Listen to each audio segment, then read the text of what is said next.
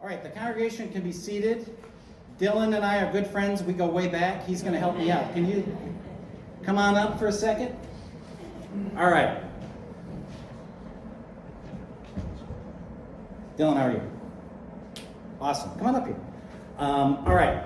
Have you ever had to sit for a long time and you say to yourself, you know, self, I could use a snack? Has that ever happened to you? Yes. It's happened to you. All right. Well, I happen to have a snack here. I have 2 goldfish. Now, if we had this, if I gave you this, would that's not really a great snack, is it? Kind of lame? It is. It is? Well, you're very generous. No, it's not. What if we shared it? We could each have one, right? What if we shared it with everybody here? What would we need to do?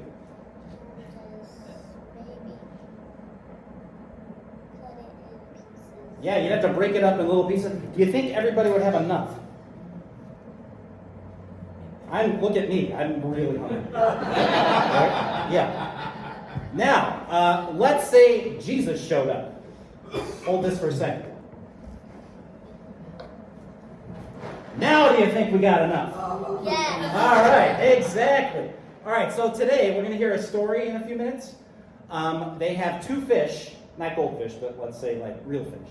And they have a couple pieces of bread, 5 pieces of bread, and they have a ton of people. Is that going to be enough to feed a ton of people? Probably not. But when Jesus shows up, there's so much, there's even going to be leftovers. So why don't you take that back with you? Good job. All right. Parting gift. You are the winner today. Good job. Let's give Dylan a little encouragement. Very good. You can share those if you like. And let's get ready to hear the readings.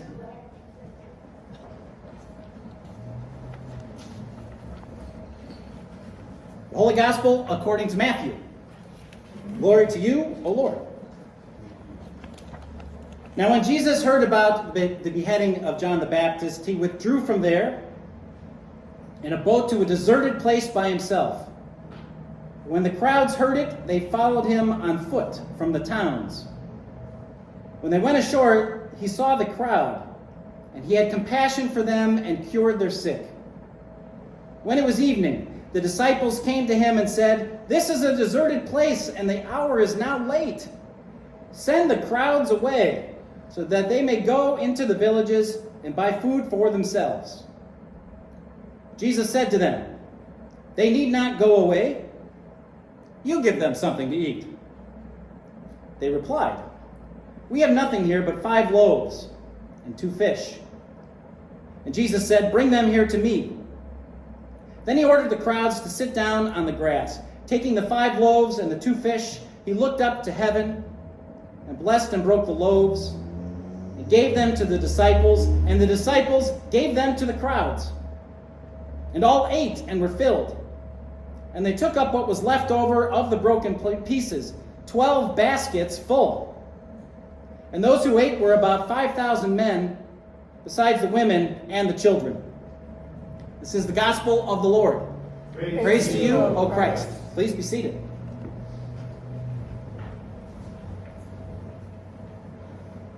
This is a great story, isn't it? It's a great story. It's probably somewhat familiar to us.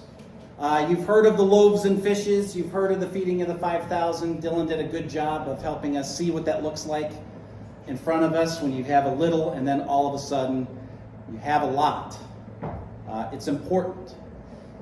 There's probably supposed to be a little bit more of a shock value to it, though, right? We've heard it so many times. It's like, oh yeah, this one. I know this one. And yet what does Jesus do? He gathers all those people out there in that deserted place, and he's been with them all day. He's been curing their sick. He's probably been teaching them as well. And they're hungry. They've come with their hurts and pains. They've come longing for a word of hope, and now they're hungry. And the disciples come to him and they say, "So what are we going to do about it? We got to send these people away. We can't do this." And he says, "Don't send them away. You give them something to eat." And then they look to see what they have. They have 2 fish and 5 loaves. And Jesus does what he does. He gives thanks for it. He breaks it. He gives it to the disciples. Maybe that sounds familiar, right? he gives it to them. And all are filled, 12 baskets full of leftovers. Amazing, amazing. It's a really, really important story. In fact, it's a story that all four Gospels tell: Matthew, Mark, Luke, and John. And you might say to yourself, well, that's okay. There's a lot of stories that are in all the Gospels, but not so fast. There's really only a few that are in all four Gospels. Jesus starts his ministry in Galilee after he's baptized. He comes into Jerusalem on what we call Palm Sunday, even though they vary on what animals he's riding on the way in. He's betrayed by Judas. He's denied by Peter. He's tried by Pilate. He's crucified, even though there's different accounts of what happens in those details. And as we all know, he's raised from the dead, right? Jesus is alive. But again, there's lots of stories about what that looks like and who he meets with and what they do. Lots of eating, actually. When I teach that to my students, I line them all up. So we read all of these stories of Easter time, and it takes several weeks to do. There's a lot of stories about who Jesus is as the one who's risen from the dead. But you say, but that's it. Those are the stories, and this one for today. You might say, well, wait a minute. What about all those parables we've been hearing? Just Matthew, Mark, and Luke. John doesn't tell any parables, or Jesus doesn't tell any parables in John's gospel. In John's gospel, he's doing all his I am statements about himself. Like attached to this story in particular, he will share the feeding of the 5,000 and then say, I am the bread of life. You say, wait a minute. What about all those healing stories? There's tons of healing stories in all of the Gospels, loaded with them, but they're not all the same, different. Well, what about the Sermon on the Mount or on the plain, those great Beatitudes, where Jesus says, blessed are those who hunger and thirst. What about them? Just Matthew and Luke. What about Christmas? Certainly everybody tells us about Christmas. Well, if you're talking about shepherds and angels, you're just talking about Luke. And if you're talking about the wise men, you're just talking about Matthew. John just says, here's Jesus, the Word made flesh, here among us. Mark doesn't even bother. He starts with John the Baptist in the wilderness. Jesus shows up. He's baptized. He's tempted in the wilderness. He comes back. He says, the kingdom of God is at hand, and that's all in the first 15 sentences. But this story, all of them have. A few minor details different here and there, but the basic story, the same. They come. They're hungry. They're hurting. They're longing. What does Jesus do? He fills them up. And not just enough, not just a couple goldfish crackers, not even 2 boxes of goldfish crackers, but 12 baskets of leftovers. I mean, that's a lot. That's a lot. I mean, the early Christians loved this story. The loaves and fishes were as much a symbol of Christianity as was the cross. Early on, people would greet each other on the road. One person with their staff would make half of a fish with their staff, and the other person would make the other half. So they knew that they were safe. They knew that they had come in peace and in the name of the risen Christ. It's an important story. It's shocking.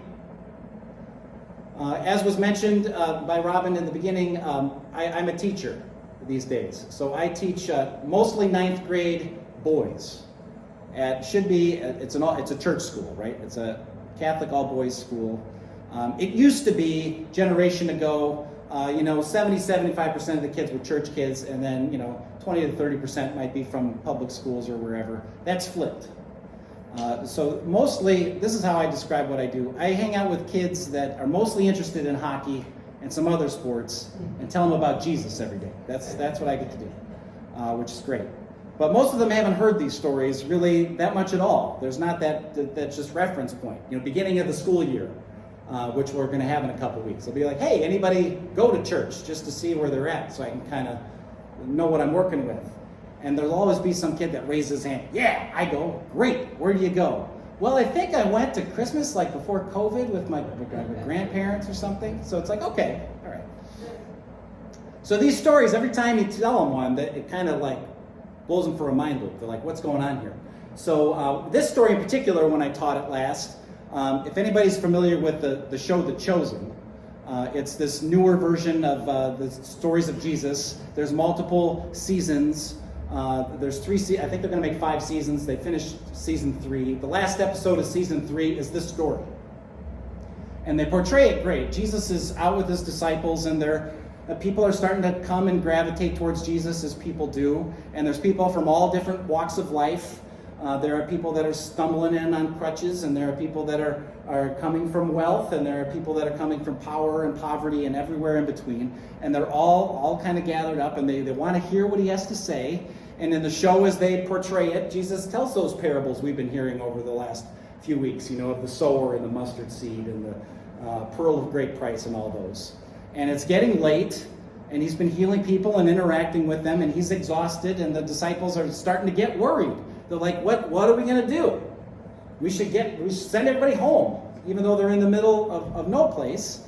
And he says exactly what he says here in this version of this story, where Jesus says they don't have to go anywhere. Go feed them. So they look around and see what they have.